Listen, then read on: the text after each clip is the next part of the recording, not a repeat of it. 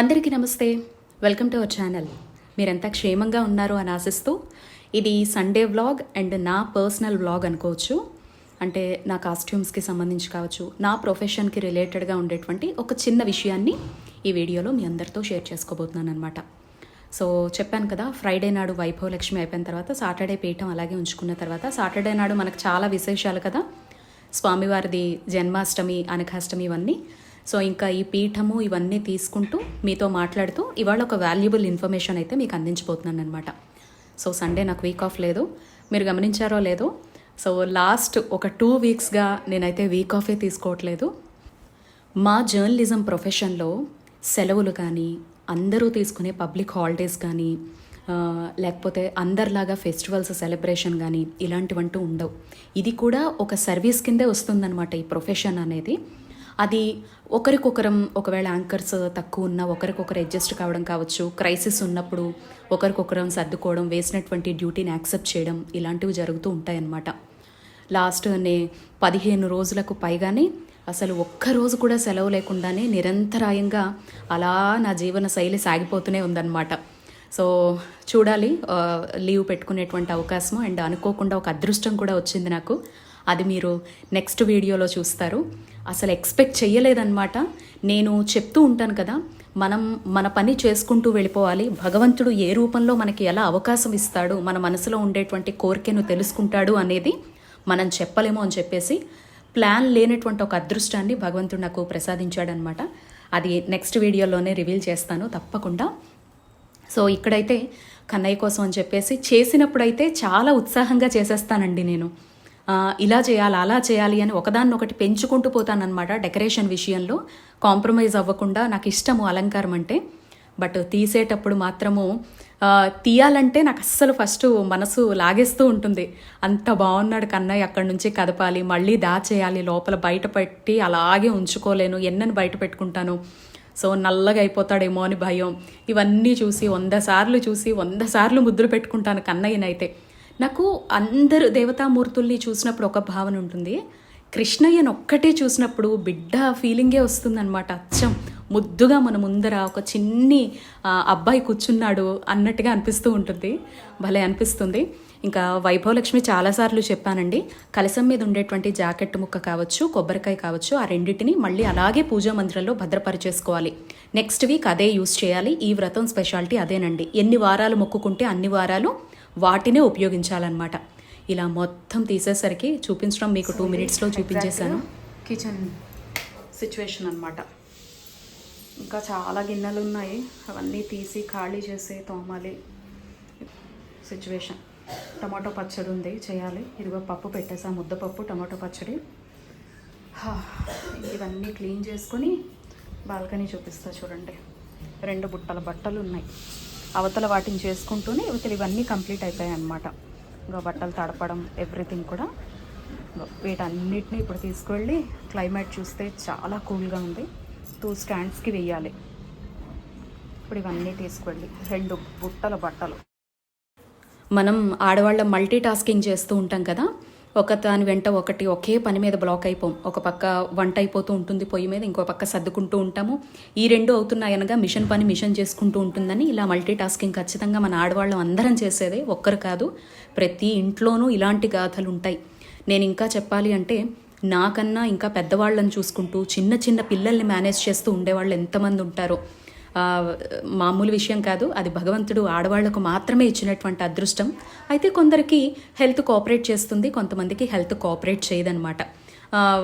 కొంచెం చేయంగానే కొంతమంది అలసిపోతూ ఉంటారు, కొంచెం కష్టపడగానే కొంతమందికి శరీరం అలసటగా అనిపిస్తూ ఉంటుంది. ఏదైనా మనకి పనులు అనేవి అయితే తప్పదు.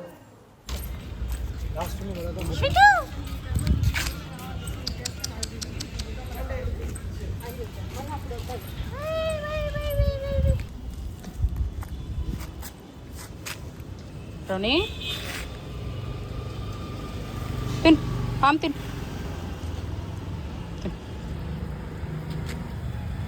బయటి భుజములు భుజములు భుజములు భుజములు భుజములు భుజములు భుజములు శీతం చిన్నగాడు.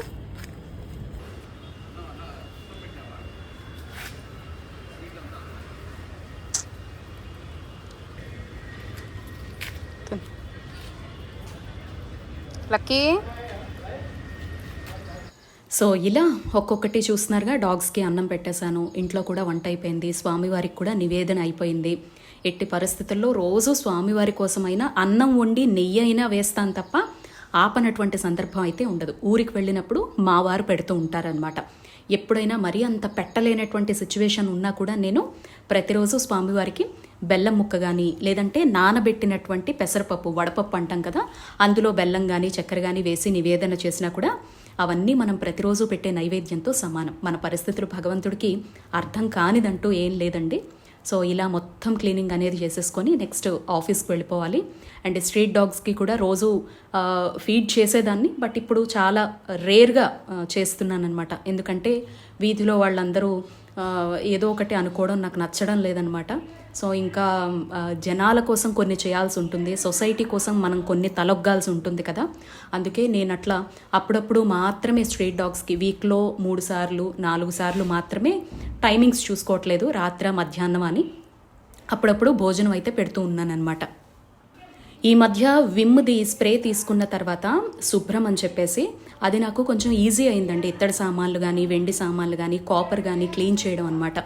సో ఇలా మొత్తం అన్నీ క్లీన్ చేసేసుకొని ఈ సెట్ ఇలాగా లోపల పెట్టేసుకుంటానమాట. నెక్స్ట్ వ్రతం సోమవారం ఉందంటే సోమవారం సంబంధించినటువంటి పూజా సామాగ్రి సపరేట్ ఉంటుంది, అది బయటకు తీసుకుంటా. ఇలా మొత్తం ఇంట్లో పనంతా కంప్లీట్ చేసుకున్నాను. ఈరోజు సండే కాబట్టి బాబు వాడి వర్క్స్లో వాడు ఉంటాడు కాబట్టి నాకు వాడి గురించి పెద్దగా చింత ఉండదు. సో ఇంకా ఆఫీస్కి వచ్చిన తర్వాత ఆఫీస్లో కూడా ఇవాళ పని పెట్టుకున్నానండి. నా డ్యూటీ అంతా కంప్లీట్ అయిపోయిన తర్వాత లాస్ట్ ఒక 3-4 మంత్స్గా శారీస్ అన్నీ ఇక్కడే ఉండిపోయాయి అనమాట. ఎందుకంటే ఇవన్నీ డ్రై క్లీన్కి ఇవ్వాలంటే ఒక్కొక్క శారీకి 200 రూపీస్ పడుతుంది. బ్లౌజ్ కాస్ట్ మళ్ళీ సపరేట్ అనమాట. బ్లౌజ్కి మళ్ళీ 70 రూపీస్ సపరేట్. డ్రై క్లీనింగ్ గురించి మీ అందరికీ కాస్ట్లు తెలుసు. బట్ లాస్ట్ నాకు కేదార్నాథ్ ఖర్చు బాగా ఉంది అని చెప్పేసి వీటన్నిటిని ఇలాగే కబోర్డ్స్లో ఉంచేసాను నేను. సరే ఇప్పుడైనా వీటన్నిటిని మార్చి, అండ్ కొన్ని చీరలు అయితే కొన్నేళ్లుగా అలాగే ఉండిపోయాయండి, చిరిగిపోయి కన్నాలు పడి, వాటిని ఎలాగో బయటకు కనపడదు కదా అని చెప్పేసి అప్పుడప్పుడు 1-2 సార్లు కట్టేసుకుంటూ ఉంటానన్నమాట. ఎందుకంటే డైలీ 2 శారీస్ కడతాను నేను. ఎన్ని శారీస్ అని తెస్తాం చెప్పండి, రిపీట్ అవుతూ ఉంటే అదోలా ఉంటుందన్నమాట లోపల. సో యాజ్ యూజువల్గానే శారీస్ అనేవి మా ప్రొఫెషన్లో చాలా ఎక్కువ. నేను 2008 నుంచి ఫీల్డ్లో ఉన్నాను కాబట్టి నాకు శారీస్ చాలా ఎక్కువ ఉంటాయి. పర్సనల్గా మా వారు కొనేవి చాలా ఉంటాయి, ప్రొఫెషనల్గా నేను కొనుక్కునేవి కూడా చాలా చాలా ఉంటాయి. హ్యాండ్లూమ్ కావచ్చు, పట్టు కావచ్చు, వర్క్ శారీస్ కావచ్చు. నేను శారీస్, నా పర్సనల్ శారీస్ కూడా చాలాసార్లు మీకు నేను చూపించడం జరిగింది. సో అయితే ఇవన్నీ 4 మంత్స్గా జస్ట్ మేము 1 అవర్ బులెటిన్కి ఇలా వెళ్ళి ఆ లైవ్ చేసేసి వచ్చి విప్పేయడమే కదా, కాబట్టి మళ్ళీ కట్టుకుంటూ ఉంటాం అనమాట. అలా వీక్లో ఒక 14 శారీస్ చొప్పున ఒక కౌంట్ లాగా పెట్టుకుంటూ ఉంటానన్నమాట. ఎలా అయినా ఒక 4 నెలలు అయిన తర్వాత అయినా కానీ వీటిని వాష్ చేసుకోవాలి కదండి. సో ఇంకా అందుకే జనరల్లీ ఆటంకం వచ్చినప్పుడు ఉండేటువంటి శారీస్ మాత్రం పక్కన పెట్టేసుకుంటానండి. వాటిని ఎప్పటికప్పుడు ఇంటికి తీసుకొచ్చి వాష్ చేసేస్తానన్నమాట. సో అలా కానటువంటివి ఇప్పుడు కొన్ని ఏరేస్తున్నాను, ఎందుకంటే అవన్నీ బాగా పాతవైపోయాయి. కాస్ట్లీ శారీస్, ఒక సెంటిమెంట్గా లోపల దాచుకోవడానికి లేదు. ఇవి ఒకవేళ మంచి పొజిషన్లో ఉంటే మాత్రం మా చెల్లెలు మా మరదలు ఉంటారనమాట, వాళ్ళకి నేను పంపించేస్తూ ఉంటాను. తను స్కూలుకి కట్టుకుంటుంది, మా చెల్లెలు కూడా కట్టుకుంటూ ఉంటుందన్నమాట.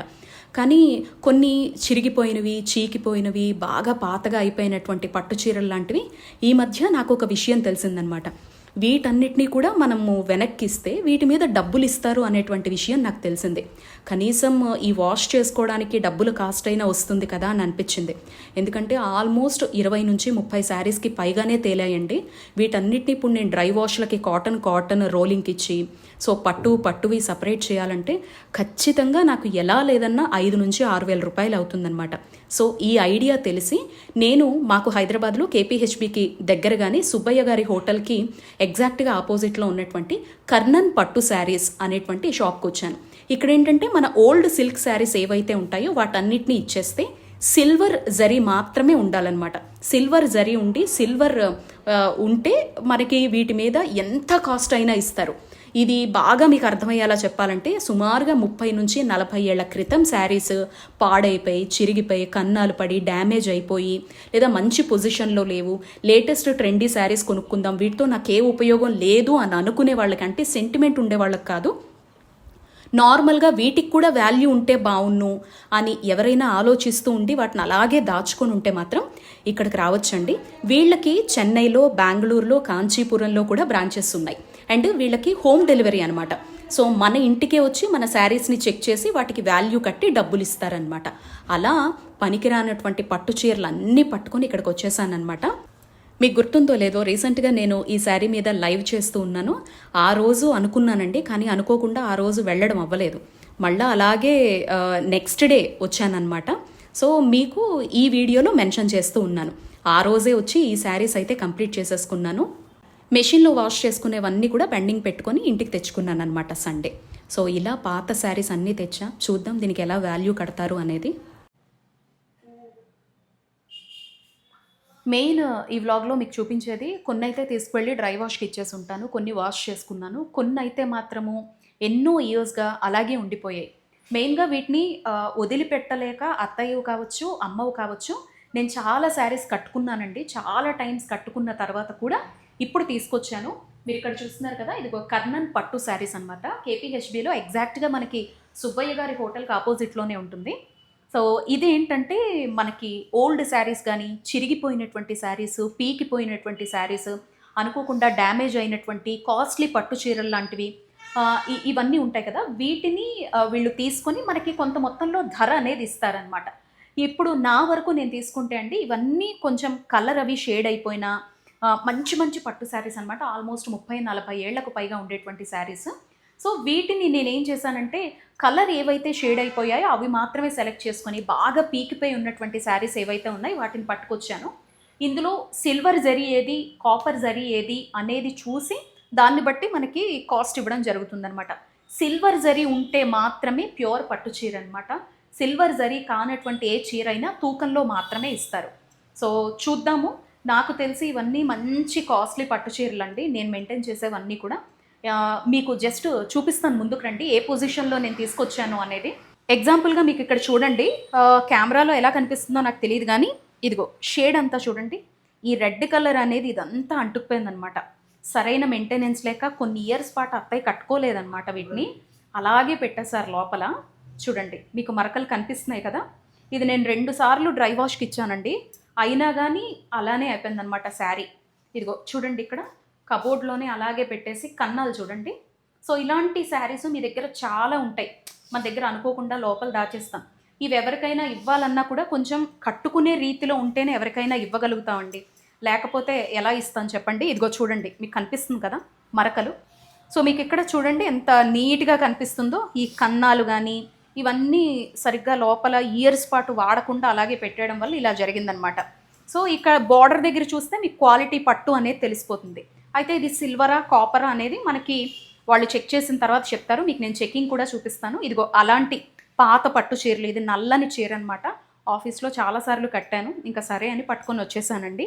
సో ఇలాంటివే అనమాట. ఆల్మోస్ట్ డ్యామేజ్ ఉండి లోపల డబుల్ షేడ్ అయిపోయి కన్నాలు పడ్డ శారీసే నేను పట్టుకొని వచ్చాను. అండ్ మీకు ఇంకో ఇది కూడా చూడండి, మొత్తం మరకలే అండి. అంటే అంత సరిగ్గా మనకి మెయింటెనెన్స్ తెలియదు కదా అప్పట్లో. ఇదిగో ఇలా అన్నీ రకరకాలుగా లోపల కన్నాలు అంటుకుపోయి, ఇదిగో చూడండి ఇదంతా మార్క్స్ చూడండి. సో అందుకే ఇలాంటి కొన్ని శారీస్ అయితే పట్టుకొని వచ్చానండి. ఇదిగో ఇది కూడా ఇలా మరకలు అవి అయిపోయిందనమాట. సో అందుకనేసి ఈ శారీ అయితే అసలు ఎంత కాస్ట్లీ శారీయో చెప్పలేను. 40,000 ఎంతోనండి. బట్ పూజల్లో, హోమాల్లో వాటిల్లో కట్టుకున్న తర్వాత చాలాసార్లు ఒక దగ్గర డ్రై వాష్కి ఇచ్చాను. వాళ్ళు కరెక్ట్గా చేయకపోవడం వల్ల చీర మొత్తం పాడైపోయింది లోపలైతే. సో సరే ఇవన్నీ చూపిద్దాము అని చెప్పేసి తీసుకొచ్చాను. చూద్దాం. మనకి సాటిస్ఫైడ్గా వేలల్లో కొన్నటువంటి శారీస్ కాబట్టి సిల్వర్ జరీ ఉంటే కనుక కాస్ట్లీ శారీస్ అన్నీ ఇస్తాను, లేదంటే కొన్ని శారీస్ మాత్రం వెయిట్లో ఇచ్చేస్తాను. చూద్దాం పదండి వాళ్ళు ఎలా ఎస్టిమేట్ వేస్తారు అనేది. సో జనరల్లీ ఎలా కౌంట్ చేస్తారు మీరు ఇవి? ఒక జరీ ఉండాలా, నాకు నీకు డబ్బులు వస్తాయి అంటే సిల్వర్ జరీ ఉండాలా? Only silver zari. ఓకే. ఇది కాపర్. ఇది ఎలా చెప్పేస్తారు వెంటనే కాపర్ అని? కాపర్ నా రెడ్ కలర్ వస్తుంది. Okay okay. సిల్వర్ నా వైట్ కలర్ వస్తుంది. సిల్వర్ మాట దానికి వాల్యూ ఓకేనా. ఇది పాతది, ఇది చాలా చాలా ఓల్డ్. ఇది సిల్వర్, ఇది కాపర్ వస్తుంది. ఆహా. అంటే మనం షాప్లో కొనేటప్పుడు ఏమని అడగాలి? సిల్వర్ జరీ ఉండే చీర ఇవ్వండి అని అడగాలి. ఇప్పుడు అడగలేదు, ఇప్పుడు అన్ని వేస్ట్. ఓకేనా. ఓన్లీ పాత ఏమంటారా, పాత తరం చీరలు పాత మాత్రమే. మాక్సిమం 30 years 40 years 50 years ఉండే సారీస్ ఉండమంటే అది బట్ట తీసుకుంటా. ఇప్పుడు వస్తే సారీస్ లో అన్ని ఉంది డౌట్ ఉండదు, అది చెక్ చేసినా చెప్తాను. ఓహో. అక్కడ కంచిలో తీసుకుంటా బెటర్. ఆహా. ఇక్కడ తీసుకుంటా ఇక్కడ లైన్ లో ఫుల్ ఉంటుంది షాపు, సారీ షాపు, కాంచి పట్టు అని, అది అన్ని వేస్ట్. అది తీసుకుంటా. ఓకే, ఇది చాలా ఓల్డ్ శారీ అయినా చాలా ఓల్డ్ ఉంది మేడం, కాపర్ ఇది. ఇక్కడ తీసుకున్న సారీ ఇది. ఆహా. ఓకేనా, ఇది కంచిలో తీసుకుంటే బెటర్. ఓకే ఓకే, సరే సరే, ఒకసారి చూస్తారా మరి ఏ శారీకి ఎంత వాల్యూ వస్తుందో ఏంటి అని. ఈ సారీకి 3000 వస్తుంది. అవునా? అబ్బో. జరీ ఉండాలి మేడం, జరీ తక్కువ ఉండదు, తక్కువ ఉండదు వస్తుంది. ఓకే, జరీ ఉండదు, తక్కువ బార్డర్, వన్ సైడ్ 1.5 బార్డర్. ఇది మాక్సిమం 3000 వస్తాయి. ఓకే,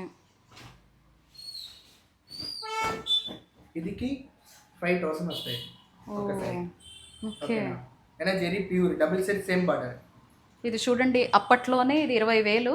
సో ఇప్పుడు ఇంత పీకిపోయి పాడైపోయింది, మొత్తం చిరిగిపోయింది అనమాట, అందుకే పట్టుకొచ్చాను. బట్ దీనికి 5,000 ఇస్తున్నారు, గ్రేట్ అసలు. ఓకే, లోపల జరీ లేదు, లోపల మటన్ జరీ ఉంటుందా ఇంకా పెరుగుతుందా? ఓకే, జరీని బట్టి మీరు కాస్ట్ పెంచుతారా? సూపర్. ఓకే, ఈ 2 సారీకి మొత్తం 7,000 8,000. మరి ఇవన్నీ ఇది తీసుకోండి.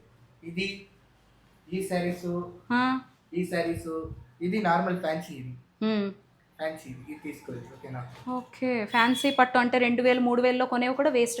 ఇది గద్వాల్ అండి, చాలా ఓల్డ్ శారీ. బట్ ఇది కాపర్. కాపరా? ఓకే, ఇది తీసుకోండి. ఇది కాపర్ సారీస్. ఇది ఉప్పాడ పట్టు, ఉప్పాడ. ఇది తీసుకోండి. ఇది ఫ్యాన్సీ. ఓ, ఫ్యాన్సీ పట్టు అంటారా వీటిని? ఏంటో కొనేటప్పుడు కొనేయడమే తప్ప. ఇది కూడా చాలా costly sari, 40,000 above. Full tissue ఉండదు, ఇది సిల్వర్ ఉండదు. ఒక్కసారికి 10,000 వస్తాయి. ఫుల్ టిష్యూ అంటే సిల్వర్ లేదు, కాపర్. కేజీ మట 200 తీసుకుంటారు.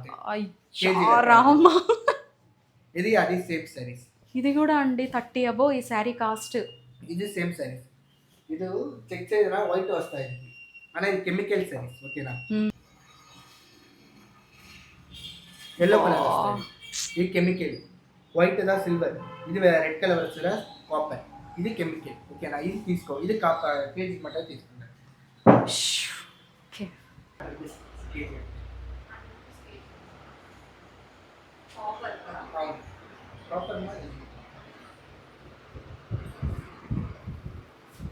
కాపర్ में सिल्वर ना व्हाइट कलर. ओके ना. ये सारी आ సరే, ఇవన్నీ ఉండనిండి. వెయింగ్లో ఒక 2 ఇస్తాను మాత్రమే, వీటికి మరి డబ్బులు ఇచ్చేసేయండి. ఓకే, ఇంకేం పెరగదా? 8 అన్నారు, ఇంకొంచెం ఫైనల్ ఇది ఇక్కడ. ఓకేనా. ఇంకా ఇంకొంచెం ఏమన్నా పెంచండి. 9 ఇస్తాను. ఓకేనా. 10 చేసుకోవచ్చుగా, రౌండ్ ఫిక్స్. రాదు మాది, ఇది అన్ని వేస్ట్ మాది. ఇది అన్ని 2 సారీస్ వేస్ట్ ఫ్యాన్సీస్. ఓకేనా. కొన్ని వెయింగ్లో అవి తీసేసుకొని 10 ఇవ్వండి. సరే, ఓకే. నెక్స్ట్. సో 10,000. సో దీంతో ఇప్పుడు మళ్ళీ మనకి ఇప్పుడు ఒక ఐడియా కూడా వచ్చింది కాబట్టి హ్యాపీగా ఒక మంచి శారీ అయితే మాత్రం కొనుక్కోవచ్చు 10,000లో, మంచిది. Thank you so much. Next time saris ఉన్నా కూడా తీసుకుంటారండి. Okay, saris better. పాతది ఓల్డ్ ఉండదా బెటర్ ఉంటుంది, నీకు ఎక్కువ పేమెంట్ కూడా వస్తుంది. నేను మాత్రమే కాదు, మీరు కూడా చూసారు కదా. సో హ్యాపీగా మీరు శారీస్ ఏమన్నా ఓల్డ్వి చిరిగిపోయినవి, మెయిన్గా కాపరా లేకపోతే సిల్వరా అనేది చెక్ చేసుకుని రండి. ఓల్డ్ శారీ అయ్యండి, సిల్వర్ అయితే ఆయన చెప్తున్నారు కదా, కంచిలో కొన్నవైతే చాలా మంచి డిమాండ్ పలుకుతాయని కూడా చెప్తూ ఉన్నారు. సో వచ్చేసేయండి, డీటెయిల్స్ అన్నీ కూడా మీకు స్క్రీన్ మీద ఉన్నాయి కదా.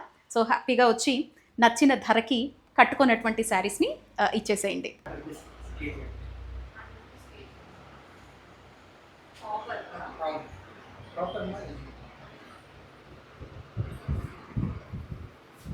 प्रॉपर में सिल्वर ना व्हाइट कलर. ओके ना. ये सारी आ